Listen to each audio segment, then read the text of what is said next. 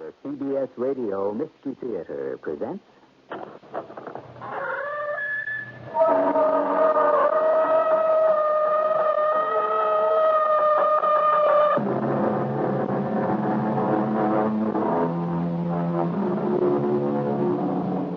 Come in. Welcome. I'm E.G. Marshall. If you go by statistics, most murder victims are killed by people they know. A friend, a relative. And almost always, such violent death is the end to a quarrel. The fatal heat of the moment. Today, something quite different. Crimes without passion. Committed not in hot blood, but in cold. Are you're the man they call Cool Killer Karl. Yeah, that's me. Is this your wife? What are you going to do to us? I wish you wouldn't point those guns. Well, you can't come in here like this. Well, of course he can. He can spend the night. Shirley, what are you doing? This man is a killer. He's a wanted man. Don't care if he is. He's a human being, isn't he?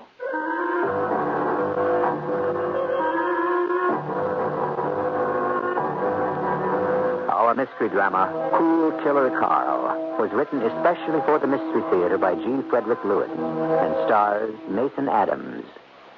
It is sponsored in part by Contact, the 12-hour cold capsule, and True Value hardware stores. I'll be back shortly with Act One.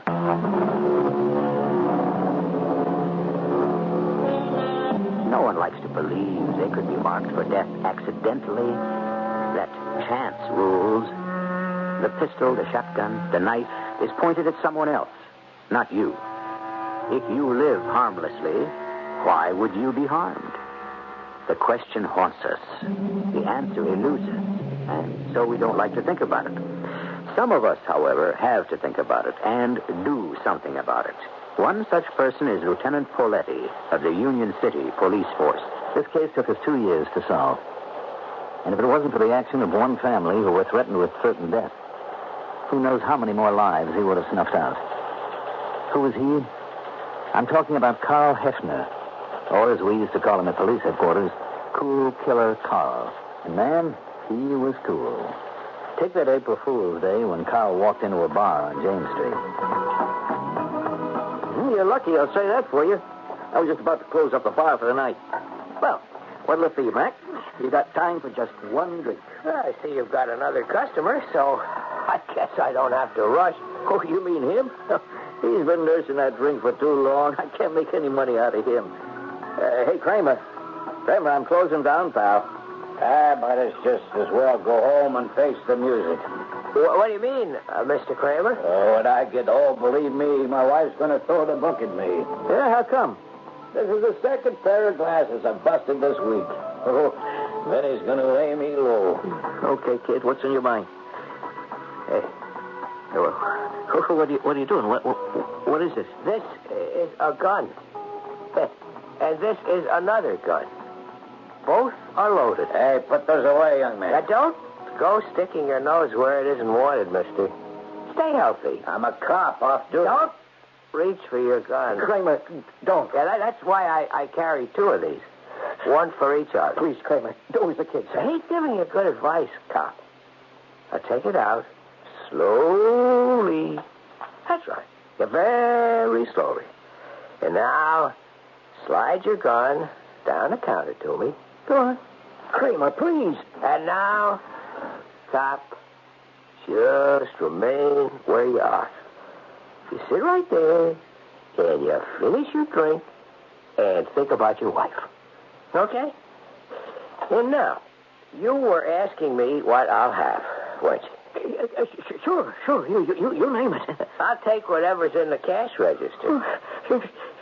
Don't stall, friend. It's not polite, and it's unwise. Open it up. All the green stuff. And, by the way, in case I should be coming in here again, my name isn't Mac. Good night, gentlemen. Any sign of him? That kid must be an Olympic champion sprinter. When I got out to the street, he was but nowhere. I ran up the corner, James in front, no one. Back down the other way to Main. Not a trace. There's no crowd this time of night for him to disappear, and he's just fast. Oh, you'll get him. You look such a darn fool. Me, a cop, and this happened. Oh, believe me, Kramer, I'm just as glad there was no shooting. Oh, boy. Wait till Poletti hears about this. Who's that? The lieutenant. Oh, but that fella had the drop on you. You had no choice. Yeah. Let me have my gun, will you? Yeah, take it. Don't let it get you down, Kramer. I'm only out $60. My life's worth a darn sight more than that.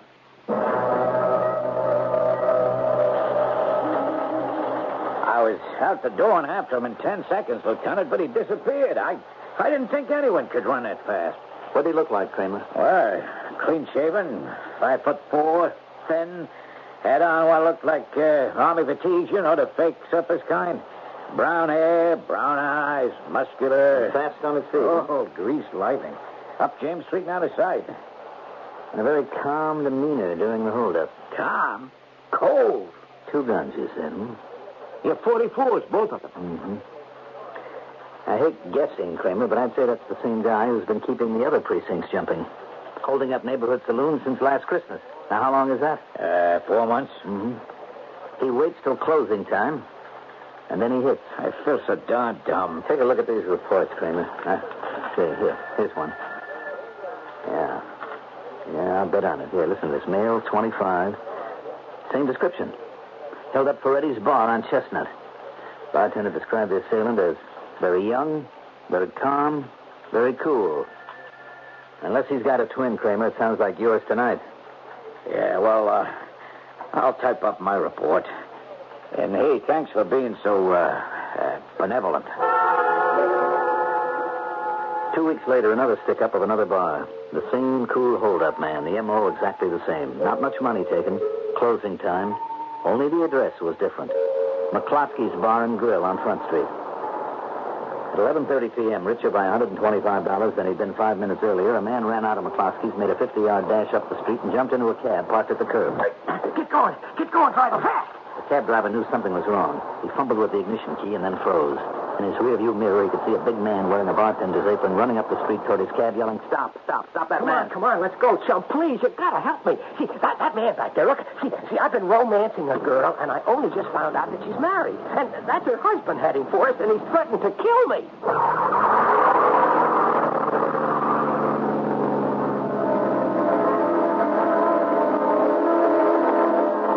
We got the story later from the taxi driver. He thought he was doing his passenger a favor.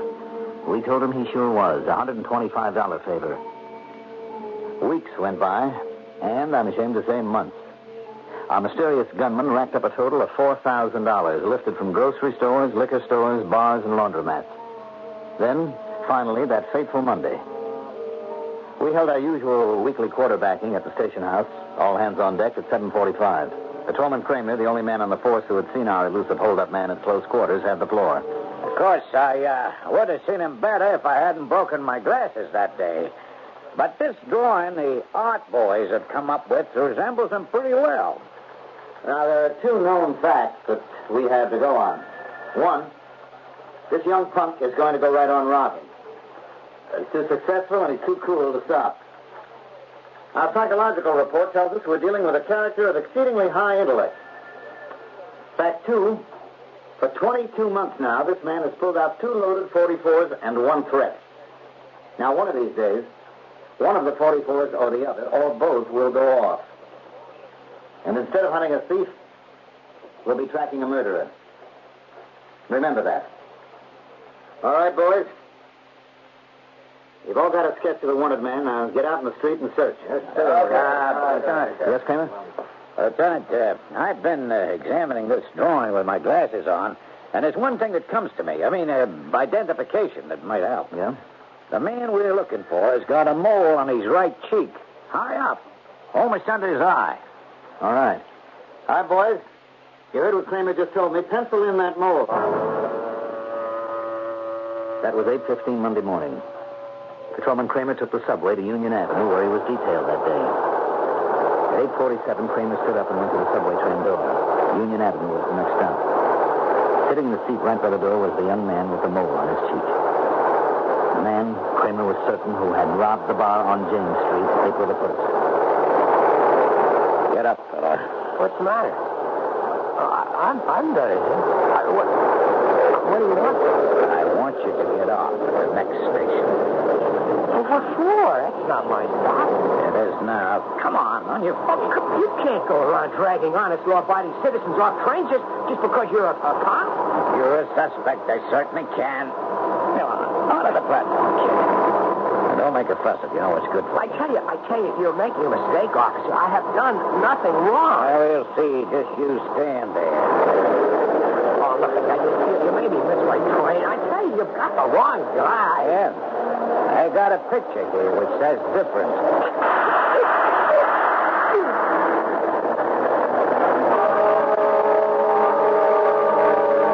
Patrolman Kramer was killed instantly. His murderer disappeared. I had said that it was only a question of time. Kramer's death was the answer. The slugs extracted from Kramer's chest were identified at ballistics, and from there we got a line on the guns. Only a question of time before the guns and the bullets and the purchaser were identified. Now we knew who it was we were hunting. Karl Hefner. Finding Karl Hefner presented the kind of problem that police find almost the most difficult of all to solve. Somewhere, he must have a family, friends, a past life. But apparently he had cut himself off completely from anyone who had known him and operated alone. We stepped up our manhunt, for now he was no longer an ordinary stick-up man. He had killed a cop, and without doubt, there would be other deaths. I'll be back shortly.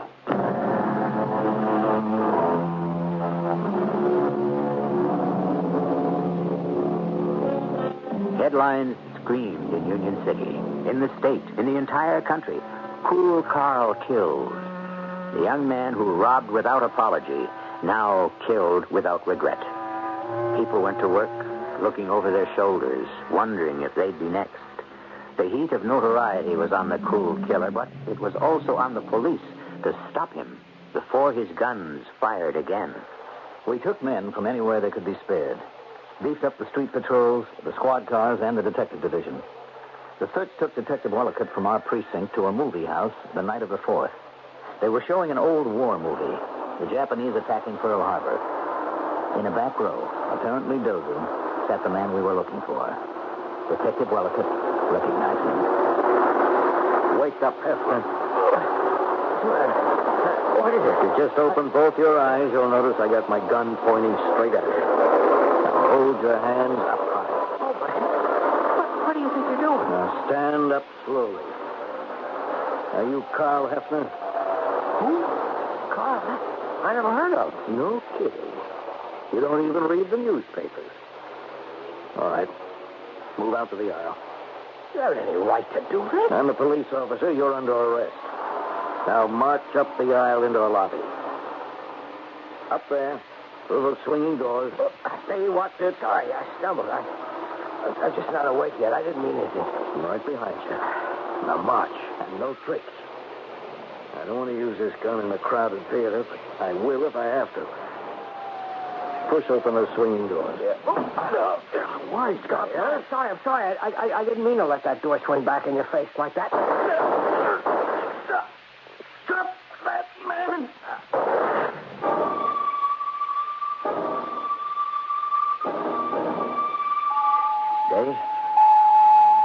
Dave Wallicott? Dave, it's me, Paletti. Oh. Hi. Where am I? You're in the hospital. No kidding. I've been here long? Since last night. Now, don't talk, Dave. I'll fill you in. Yes. Something tight on my chest. I'm strapped up clear to my neck. What happened? He fired at you point blank. 3 slugs in the chest. No kidding. I'm still here. You don't know the half of it. That cool Karl, charmed life. I questioned the guy behind the candy counter, Dave. He saw the whole thing. He saw you bring Hefner into the lobby, Hefner in front of you. He turned around and pushed the swinging door into your face. And when you got the door open, he let loose with both guns and was out of there before anyone knew it. I remember. But I'm sure I hit him. That's right, you did. The guy at the candy counter said you got him in the leg. We found blood all the way into the street. Lieutenant, I don't feel very good. What are my chances? They're good, Dave. Very good. You were on the operating table from midnight until 4 this morning. They took out 3 slugs and then sewed you up. They took bullets out of my chest. And I'm still here. That's it. Cool Karl's not the only one that leads a charmed life. How did I cheat the morgue? By a heartbeat, Dave. You know, the doc told me that at that split second when you were shot, your heart had contracted. If it had been expanding, the bullet would have nicked the heart, and right now, we wouldn't be talking. So you'll be as good as new, Dave. We're sure about that. Thanks, Lieutenant. I think I'll go back to sleep now. And as soon as the stitches are out of your chest, maybe I can persuade the commissioner to pin a medal on it. Within minutes of the attack on Detective Dave Wellicott, we had a complete circle cordoned around 10 city blocks of the area. No one could leave or enter without being questioned. What we didn't know was within minutes after the shooting, Karl Hefner was ringing the front door bell of an unsuspecting family of 4. Mr. and Mrs. Edward Cable and their 2 small children. This is the way that encounter was pieced together for the police later. All right. Hold your horses. I'm coming. Shirley, be sure to put the chain on the front door before you open it. You know what they said on television. Okay, hon.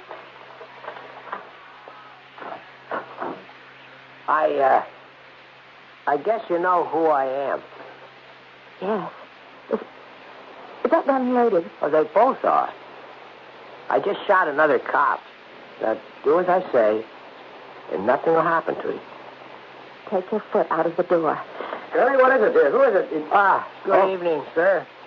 I just told your wife to take it easy, not to panic, to keep calm, and nothing will happen to you. Hey, look, those are guns you're pointing. Aimed right at your wife, sir. And I can shoot a lot faster than you can close this door. What are we going to do? That's the man Karl Hefner they've been talking about on TV. Look, would you go away, please? We have 2 little children upstairs. You sound like a nice family. They'll never look for me here. You go somewhere else and leave us alone, will you? Well, if you're really thinking of your kids, now you wouldn't want them orphans, would you? Just let me inside and close the door behind me quietly. Yeah. Now, look, I really mean it, I promise you. I just need to stop running and rest for a bit. I won't hurt you. I'll let him in here. Come on in. Are you the man they called? Yeah, that's me. And now, about your children. They're upstairs. They're watching television. Well, I think it's about time that they went to bed. I've been thinking about this. I don't really think you should spend the night here. Of course he can, Ed. I've got some blankets. I'll make you comfortable on the sofa. You out of your mind, Shirley? What are you doing? This man is a hunted criminal. Sit over there, Mr. Hefner. Didn't you hear what I said? This man is a killer. I don't care if he is. He's a human being, isn't he? Shirley, I don't get you at all. Here you are in the kitchen making a pot of coffee. I must be dreaming. Why not? If we have people over in the evening, we always give them coffee. Well, for heaven's sake, he's not exactly an invited guest. Oh, I wonder if I've got any cake left over from yesterday. Look, maybe I can just quietly lift up the kitchen telephone and get some help. I wouldn't do that if I were you, mister. Huh? Do what? Take your hands away from there. Leave the phone alone, okay? Unless you want me to rip it out of the wall. Carl, you sit down there and have some coffee. Coffee? Why not? Is this on the level? Oh, Shirley's on the level, all right. When she says coffee and cake, she means it. Well, I haven't had anything to eat all day. You haven't? I could get you tuna fish sandwich. Sure, if you say so. Look, Karl, if you don't mind, how about putting those guns away, huh? I mean, we're not going to jump you or anything. That crazy we're not. That's a reasonable request. I'm a reasonable person. I'll put them on the kitchen counter. Now, will you two men just stop hanging over me? The coffee will be ready as soon as the kettle's boiled. I told you to sit, both of you. Eddie, you take this chair. Karl, the other side. We always eat in the kitchen. Eddie, will I get the mugs down? Will you slice the cake? Karl, I'll have a sandwich for you in a jiffy. You guys don't seem to be a bit scared. Oh, sure, I'm scared. I'm scared for Shirley, for David and Betty upstairs. Yeah. I mean, what are you asking? Yeah, I meant to ask. Are they all right, the children? Well, I brought them their milk. I tucked them in for the night. Did you tell them you had a friend staying? Well, there's time enough for that in the morning. What's that? Oh, I don't believe it. Put those guns down, silly. Is the water boiling? All right, now, let's all have a quiet cup of coffee. And, Karl, you eat. Here's the sandwich. I hope you like it. I don't want to hear another word out of you, young man, until your plate is clean. You know, you sound just like my mother. Huh. That was very good. Thanks a lot. How long do you think you'll be, Staying here? Well, that depends. You know, I suddenly realized I didn't know your name. Oh, Ed Cable. And your wife's name is Shirley, I know that. And the kids are David and Betty. Is that right? And what do you do, Ed? You mean for a living? Yeah. Huh? I teach mathematics at Union City High. Shirley works in the same school. She works? Well, who takes care of the children? Well, she does. She's both a mother and a teacher. Oh. Well, what does she teach? Oh, I'm not exactly a teacher, Karl. Shirley's a guidance counselor. What's that? Karl, you're bleeding. There's blood all over your leg. Oh, yeah. I thought I'd stopped her with my handkerchief. Turn around in that chair. Now, stick your leg out. Oh, Ed, will you look at that? The boy's hurt. Roll those trousers up so I can take care of it. Lady, Shirley, you're crazy. I mean, I've shot 2 cops, and today one of them nicked me, and you... Holy God. You don't know my wife, Karl. If she wants to help someone, nothing's going to stop her. I'm not helping anyone but me. Now, you go get some bandages there. They're in the medicine chest upstairs. I'm not going to have blood all over my nice new linoleum kitchen floor.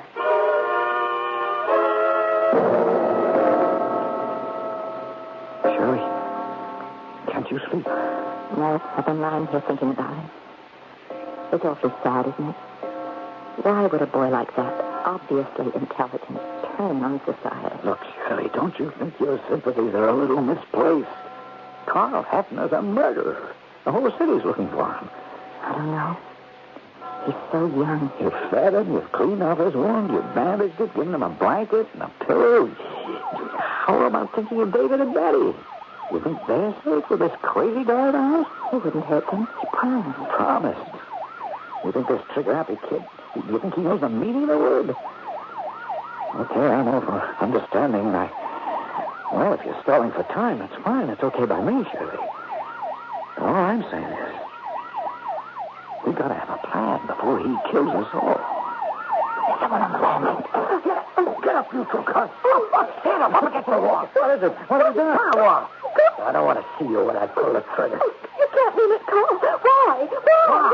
You don't hear the police outside, do you? You don't know anything about them. The let alone coffee and cake and mothers. Are you just going to... One broken promise deserves another.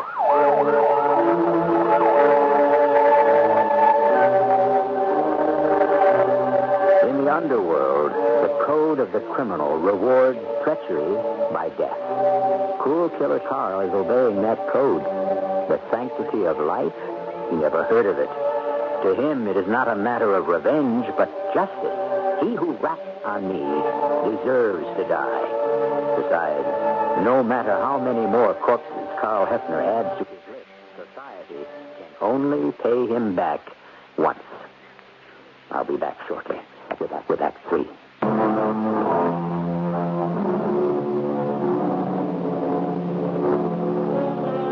Here's a young man who is killed without compunction.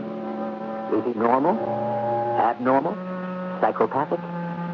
What difference by what name he is labeled? For some reason, he is revenging himself upon society.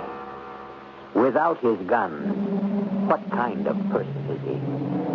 Afraid? I never thought it would end like this. Shot in the back by a coward.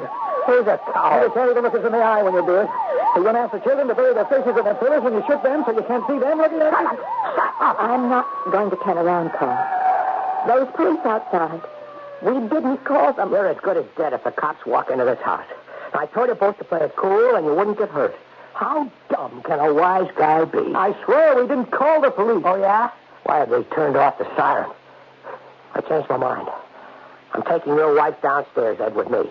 Now, if any cops come to the door and she doesn't give them the answers I want to hear, she gets a hole in the back of her head. We didn't call the cops, I swear it. And then I'm coming up here for you, Ed, and the children.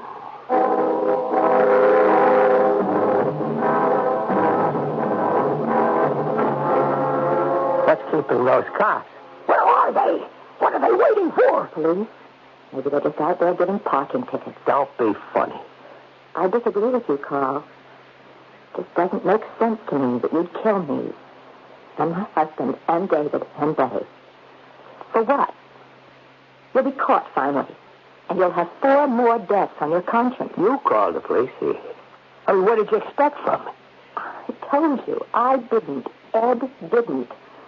As for expect, I thought you'd treat us the way we treated you. What do you know? They're going. You must be relieved. I don't know. I can tell you this, Shirley. You confuse me lots.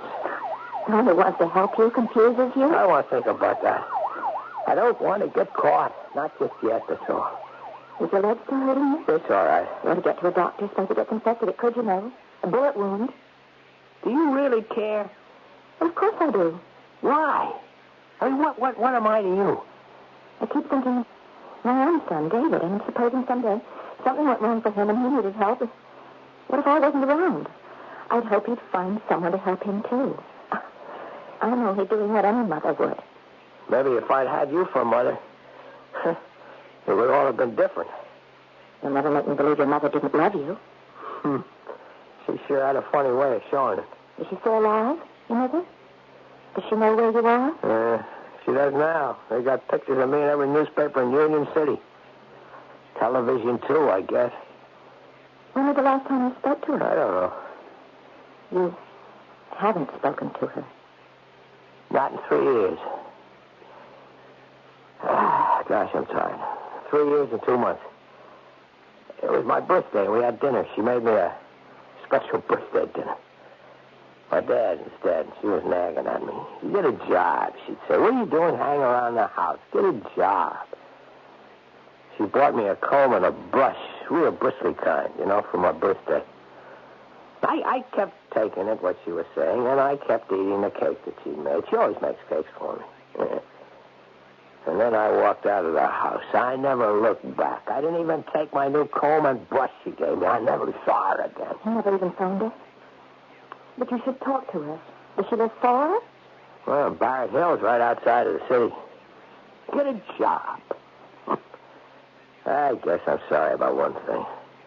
In all this time, I didn't do one thing to make my mother proud. Done it all wrong. But it's too late now. They'll get me, the cops. They don't kill me, I'll go to the chair. You could make it easier for your mother, if she saw you before. I guess. I'd like to see her, too. They say if you're on death row, they give you one last wish. One last meal and one last wish. So I'll tell them I want to see my mother. Bring her here. Why wait, Carl? Maybe you won't get that chance. I wasn't the first to shoot. Sure, I threatened with a gun, I know that, but the other guy always had his finger on the trigger before I did. I believe you. When I was a kid in school, nobody took me seriously. I was a school joke, you know that?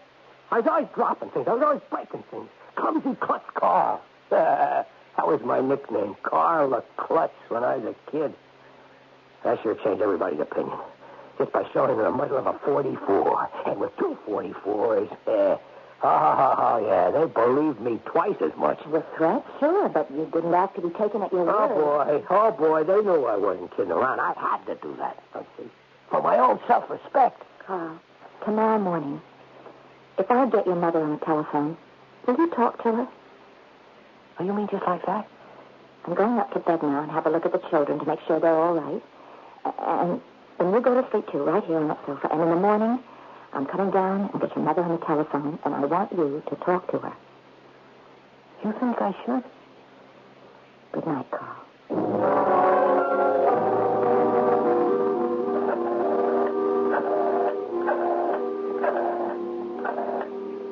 Hello?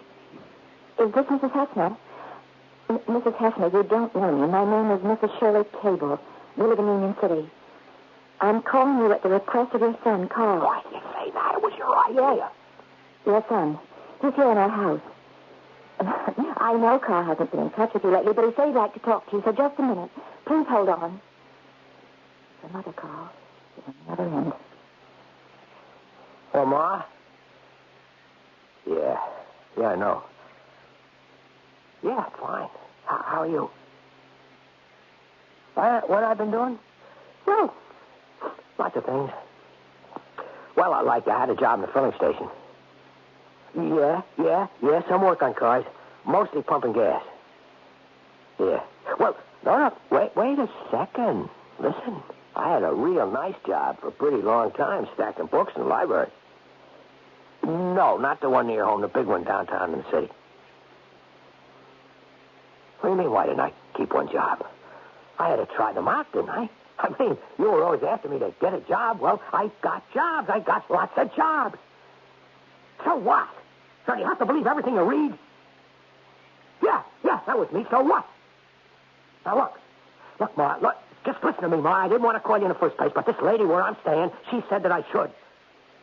Oh, boy, I knew you'd still be after me. You never changed, do you? You never... Ma, are you crying? Oh, Ma, don't do that. Please don't cry. I didn't mean that, honest, I didn't. Listen to me, Ma. Whatever they say about me, they don't know anything. I mean, some of it's true, what I did, but not all of it. Ma, you gotta stop crying. Yeah, I believe you. Yeah, I do too, Ma. I do love you. Sure I do.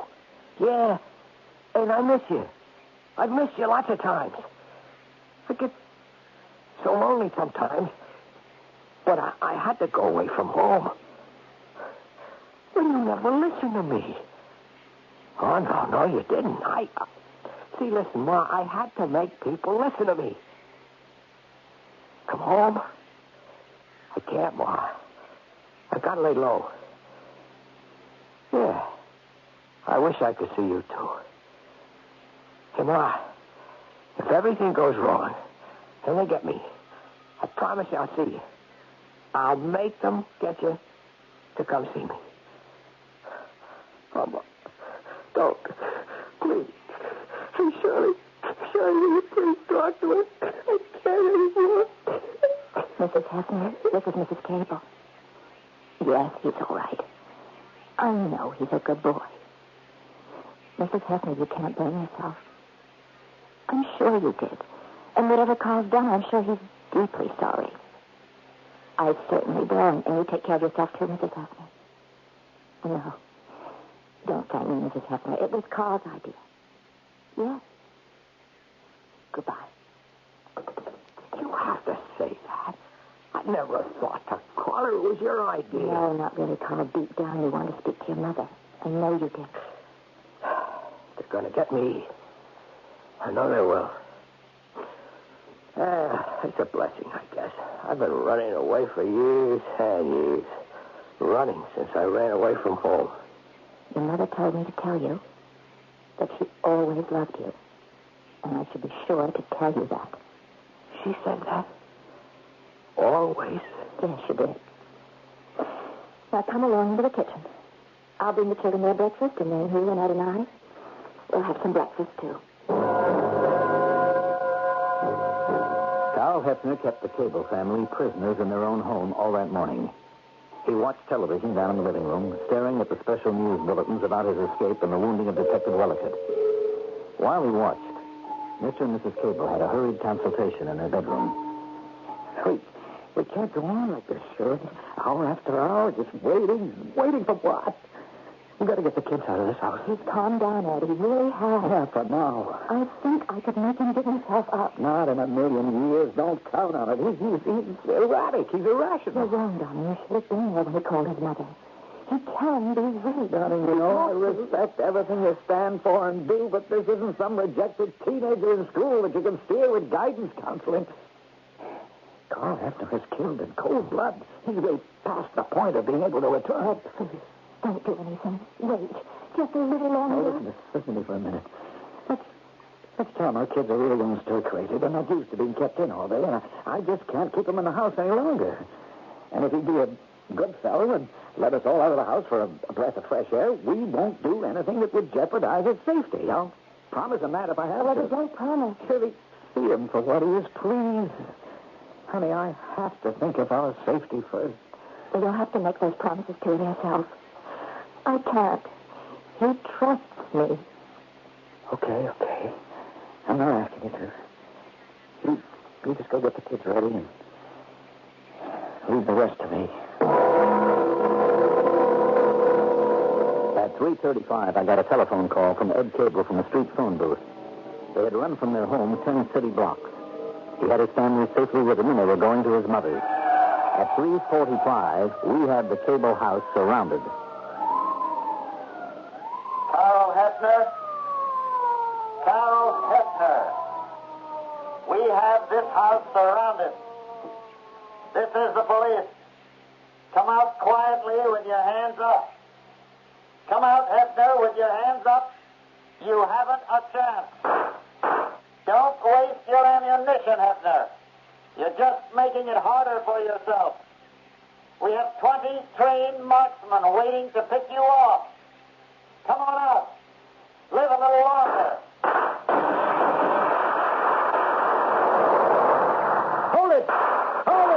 Hold your fire. I'm going into that house.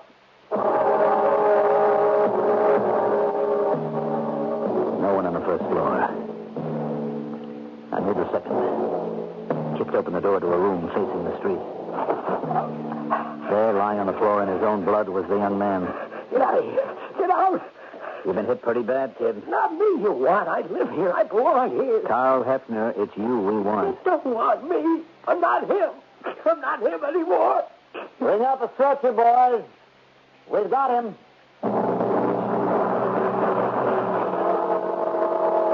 A young man gone wrong, leaving behind him a trail of blood and ending in his own. A young man so sure he was misunderstood, that nobody cared, that his worth was unrecognized. 6 months later, cruel killer Karl paid the supreme penalty. But in his final earthly hours, he was granted his wish. His mother came to see him. And when she left, it was reported, this troubled youth seemed calmer. At long last, he had found peace. I shall be back shortly.